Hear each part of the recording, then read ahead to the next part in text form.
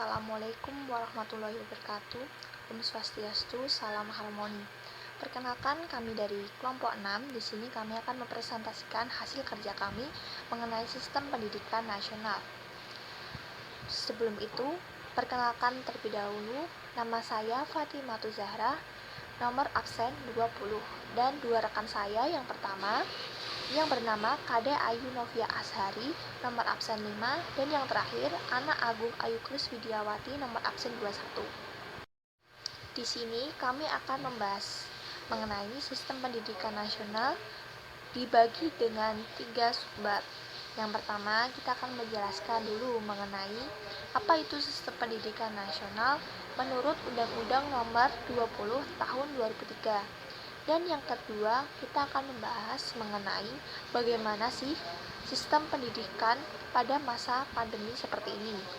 Dan yang ketiga, kita akan membahas mengenai kebijakan anggaran pendidikan di Indonesia. Nah, sekarang kita akan masuk dalam pembahasan yang pertama. Kita akan membahas mengenai sistem pendidikan nasional. Menurut Undang-Undang Nomor 20 Tahun 2003 Pasal 1, sistem pendidikan nasional adalah seluruh komponen pendidikan yang saling terikat secara terpadu untuk mencapai tujuan pendidikan nasional.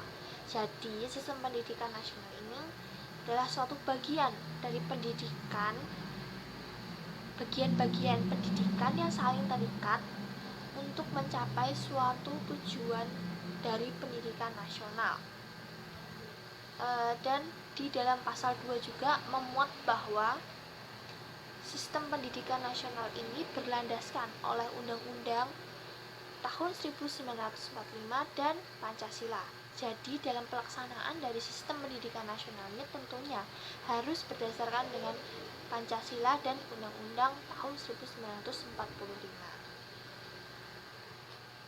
Nah, di dalam sistem pendidikan nasional ini tidak hanya membahas mengenai pengertian saja, tetapi juga memuat fungsi, tujuan, serta prinsip dari sistem pendidikan nasional. Nah, apa sih fungsi dari sistem pendidikan nasional? Sistem pendidikan nasional ini fungsinya dimuat di dalam pasal 3 Undang-Undang Nomor 20 Tahun 2003. Fungsinya adalah untuk mengembangkan kemampuan dan membentuk watak serta peradaban bangsa yang bermartabat dalam rangka mencerdaskan kehidupan bangsa. Serta tujuan dari sistem pendidikan nasional ini juga dimuat di dalam pasal 3, yaitu untuk mengembangkan potensi dari peserta didik agar menjadi manusia yang beriman dan bertakwa kepada Tuhan Yang Maha Esa, berakhlak mulia, sehat, berilmu, cakap kreatif, mandiri, dan menjadi warga negara demokratis dan bertanggung jawab. Setelah kita membahas mengenai pengertian serta fungsi tujuan dari sistem pendidikan nasional, kita berlanjut ke prinsip dari sistem pendidikan nasional.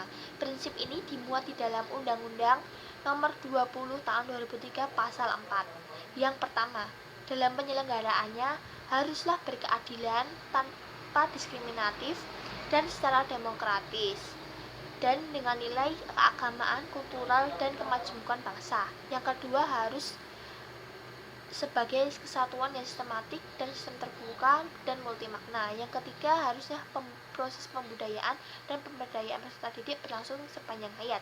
Yang keempat, harus memberikan ketauladanan, membangun kemauan, dan membangun kreativitas peserta didik dalam proses pembelajaran. Yang kelima, yaitu mengembangkan budaya membaca, menulis, dan berhitung di segenap warga masyarakat.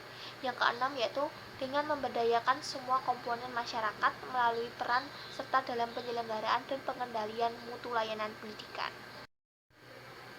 Setelah kita membahas mengenai pengertian, tujuan, fungsi, serta prinsip dari sistem pendidikan nasional menurut Undang-Undang Nomor 20 Tahun 2003, selanjutnya kita akan membahas mengenai pelaksanaan pembelajaran yang dilakukan di masa pandemi COVID-19 seperti ini. Nah, seperti yang kita ketahui bahwa COVID-19 itu telah muncul pada tahun 2019 sampai dengan sekarang. Yang ini menyebabkan para peserta didik diwajibkan untuk melakukan pembelajaran di rumah masing-masing, karena setelah keluarnya kebijakan social distancing atau pembatasan sosial, sekolah-sekolah mulai ditutup, kampus ditutup, dan para peserta didik harus melakukan adaptasi pembelajaran secara daring melalui e-learning, Zoom, Meet, maupun platform pembelajaran yang lain. Nah, dengan ini muncullah dampak-dampak negatif maupun positif yang dirasakan oleh para peserta didik di masa pandemi saat ini. Baik, saya akan melanjutkan materi dari teman saya. Dalam pembelajaran pandemi, yaitu pembelajaran daring, pastinya membawa dampak positif dan negatif. Dampak positif yang dibawa oleh pembelajaran secara daring di masa pandemi, yaitu yang pertama dilihat dari segi metode belajar. Guru memiliki variatif dalam hal mengajarnya. Selanjutnya, dari segi waktu, siswa dan guru dapat banyak menghabiskan waktu untuk keluarga. Selanjutnya, dari segi waktu dan tenaga, siswa maupun guru dapat menghemat tenaga dan waktu karena tidak perlu pergi ke sekolah ataupun pergi ke kampus. Selanjutnya, dari segi wawasan, peserta didik menjadi lebih bisa mengeksplor teknologi. Dan yang terakhir, dari segi kemampuan, peserta didik dapat meningkatkan kemampuan untuk belajar mandiri. Selain membawa dampak positif, pembelajaran di dalam masa pandemi atau pembelajaran daring juga membawa dampak negatif. Dampak negatif yang pertama dilihat dari segi keefektifan. Kurangnya efektivitas pembelajaran dalam masa pandemi dapat menurunkan pencapaian belajar pada peserta didik. Selanjutnya, dari segi sosialisasi, kurangnya sosialisasi karena pada masa pandemi berlakunya pembatasan mobilitas menyebabkan peserta didik kurang dalam bersosialisasi. Selanjutnya, dari segi kesehatan, hal ini dapat menjadikan peserta didik mendapat tambahan minus pada mata karena peserta didik terus-terusan menatap layar.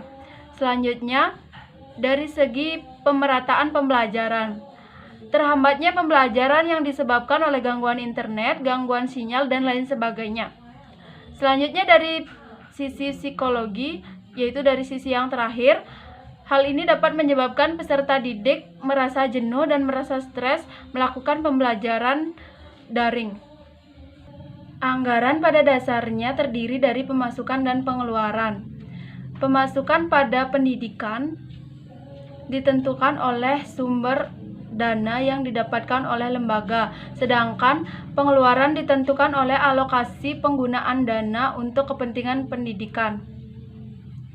Anggaran pendidikan adalah salah satu upaya pemerintah untuk memenuhi asasi manusia, terutama di bidang pendidikan. Fungsi anggaran pendidikan yaitu perencanaan, pengendalian, alat koordinasi, alat penilaian kinerja, alat efisiensi atau motivasi, dan alat otorisasi. Asas-asas dalam penyusunan dan penetapan anggaran yaitu terdiri dari asas plafon, asas pengeluaran, dan asas tidak langsung.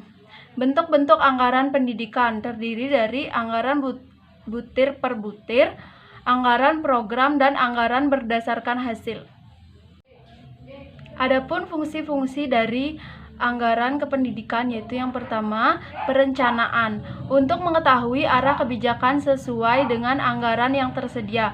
Yang kedua, pengendalian untuk menghindari terjadinya kesalahan penggunaan anggaran yang tidak efektif. Yang ketiga, alat koordinasi. Hal ini bisa mendeteksi dan mengkoordinir tugas yang harus dijalankan oleh unit kerja. Yang keempat, alat penilaian kerja. Hal ini bisa dijadikan sebagai barometer apakah unit sudah bekerja sesuai target. Selanjutnya ada alat efisien dan motivasi.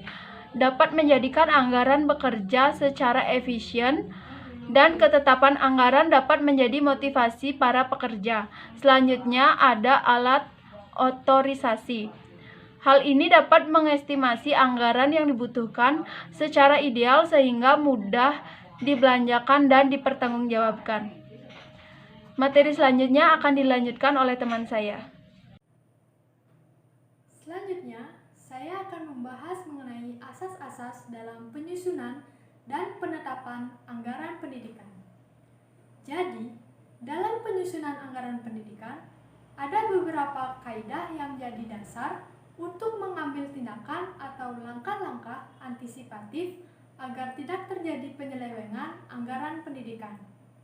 Adapun asas-asas dalam penyusunan dan penetapan anggaran pendidikan Di antaranya, yang pertama adalah asas plafon, artinya anggaran belanja yang diminta tidak boleh melebihi jumlah tertinggi dari standar yang sudah ditentukan.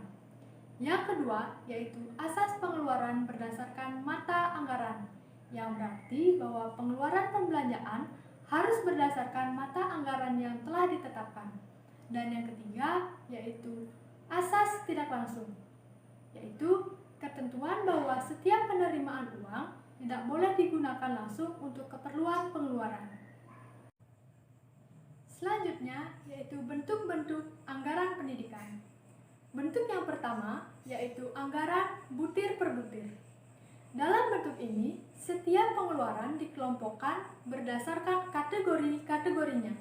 Misalnya, gaji, upah, honor menjadi satu kategori satu nomor atau satu butir.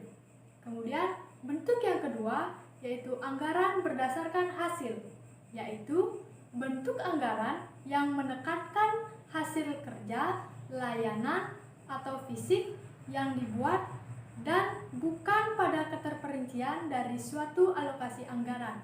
Dan yang ketiga yaitu anggaran program, merupakan bentuk anggaran yang dirancang untuk mengidentifikasi biaya setiap program layanan pendidikan. Di dalam Undang-Undang Nomor 20 Tahun 2003 tentang Sisdiknas dalam pasal 49 ayat 1 tentang pengalokasian dana pendidikan, dinyatakan bahwa dana pendidikan di Indonesia selain gaji pendidik dan biaya pendidikan dialokasikan minimal 20% dari anggaran pendapatan dan belanja negara atau APBN pada sektor pendidikan dan minimal 20% dari anggaran pendapatan dan belanja daerah atau APBD.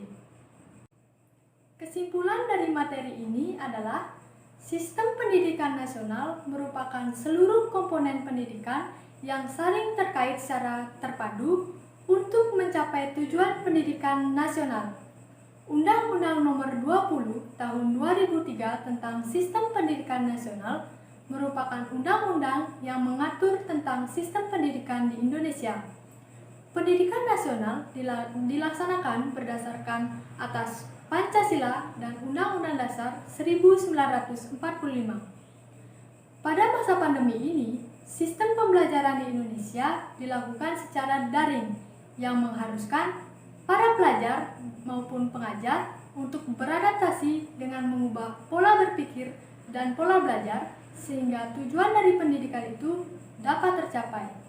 Kemudian, anggaran pendidikan merupakan upaya pemerintah untuk memenuhi kebutuhan asasi masyarakat agar dapat menjalankan fungsi dan mengembangkan fungsi kehidupan, terutama dalam dunia pendidikan. Dengan meningkatnya anggaran pendidikan bagi masyarakat Indonesia, diharapkan dapat meningkatkan kualitas sumber daya manusia dan meningkatkan sistem pendidikan di Indonesia dengan mutu yang lebih baik. Selain itu, juga diharapkan dapat mensejahterakan para pendidik atau guru di Indonesia. Demikianlah presentasi dari kelompok 6. Terima kasih atas waktu yang sudah diberikan kepada kelompok kami. Kami mohon maaf bila terdapat kesalahan kata atau tindakan selama presentasi ini berlangsung. Akhir kata, kami tutup dengan Om Santi Santi Santi Om. Wassalamualaikum warahmatullahi wabarakatuh.